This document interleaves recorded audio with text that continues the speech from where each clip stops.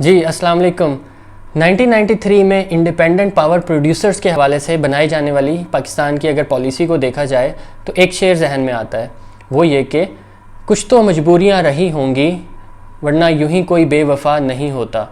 جی ہاں، وہ کیا مجبوریاں تھیں کہ حکومت پاکستان کو عوام مخالف پالیسی بنا کر انڈیپینڈنٹ پاور پروڈیوسرز کے ساتھ معاہدے کرنے پڑے، جس کے دور رس منفی اثرات آج بھی ہم اپنے بجلی کے بلوں میں بھگت رہے ہیں۔ ایسی حکومت جس کو یہ یقین ہو کہ وہ عوام کی طاقت سے نہیں بلکہ چور راستے سے حکومت میں آتی ہے، یا ایسی حکومت جس کو یہ یقین ہو چلا ہو کہ اگلے سال اس نے الیکشن نہیں جیتنا، شاید وہی یہ کام کر سکتی ہے۔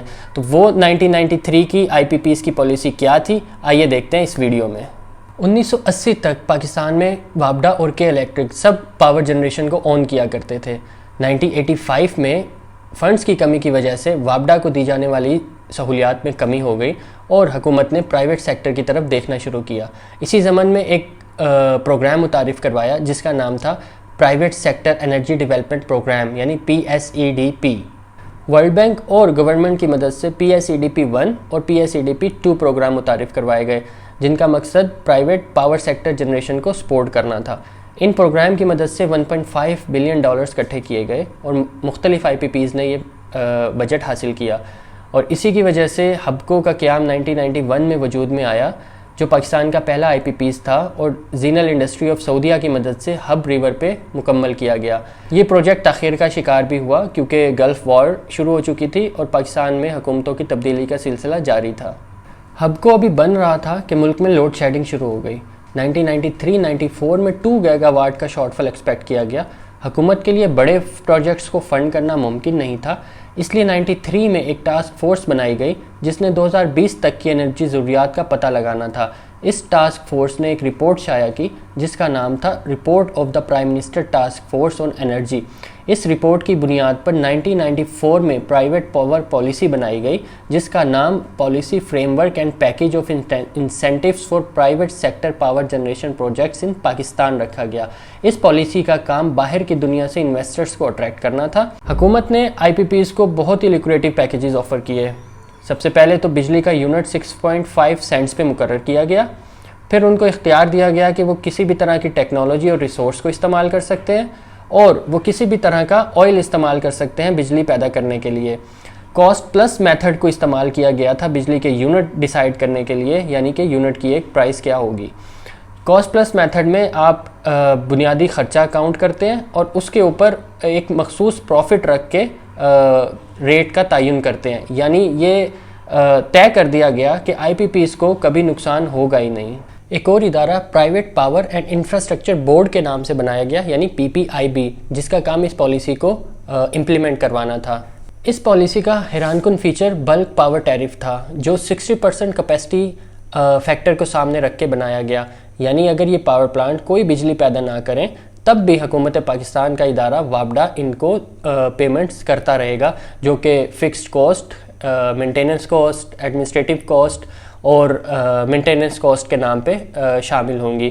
اور دوسرا انرجی پیمنٹس تھیں، یعنی جتنی یہ الیکٹریسٹی پیدا کریں گے اتنا وابڈا ان کو پے کرے گا، اور یہ بھی فیول کی پرائس کے ساتھ ویریبل نہیں تھا، یعنی اگر فیول پرائس مارکیٹ میں کم زیادہ ہو تب بھی ان آئی پی پیز کو ایک فکس پرائس پاکستان کی حکومت ادا کرتی رہے گی۔ اتنے لیکریٹو پرکشش پیکیجز کو دیکھ کر دنیا کے بہت سے انویسٹرز اس کی طرف کھینچے چلے آئے۔ اس میں یورپین، عربک، US اور جاپانیز فرم شامل تھی، اور بہت سی ملٹی لیٹرل لینڈنگ ایجنسیز جیسا کہ ایشین ڈیولپمنٹ بینک اور ورلڈ بینک بھی شامل تھے۔ گورنمنٹ نے 9000 میگا واٹ کے لیے لیٹر آف سپورٹ جاری کیا، اور جو کمپنیز کولیکٹیولی 3500 میگا واٹ تک اکاؤنٹ کر سکی ان کو فائنینشیل کلوز دیا گیا۔ ملک میں پاور کی ڈیمانڈ اتنی زیادہ نہیں بڑھی تھی، لیکن ان پرائیویٹ انویسٹرز کی مدد سے جو کہ $3 بلین کی فنڈنگ اکٹھی کی گئی تھی، بجلی کا ایک سونامی پاکستان کے نیٹ ورک میں آنے والا تھا۔ اس میں کوئی شک نہیں کہ وقتی طور پہ اس پالیسی نے بجلی بحران کو ختم کرنے میں مدد دی، لیکن اس کے ڈرا بیکس فیوچر میں آنے والے تھے۔ پہلا جو کیپیسٹی پیمنٹ کا مسئلہ تھا، یعنی اگر یہ پاور پلانٹ 0 یونٹ بھی پیدا کریں تب بھی وابڈا باؤنڈ تھا ان کو ایک فکس کاسٹ پے کرنے کا، اور 2002-2003 میں یہ کیپیسٹی پیمنٹ جو وابڈا نے پے کی وہ تقریباً $1 بلین تھی، اور یہ معاہدے ڈالرز میں کیے گئے تھے، جس کی وجہ سے جیسے جیسے ڈالر کا ریٹ بڑھتا گیا، جس وقت یہ معاہدے کیے گئے تھے تو شاید ڈالر اس وقت 30 روپے کا تھا، لیکن جیسے ہی ڈالر کا ریٹ بڑھتا گیا تو ان کیپیسٹی پیمنٹس میں بھی اضافہ ہوتا گیا۔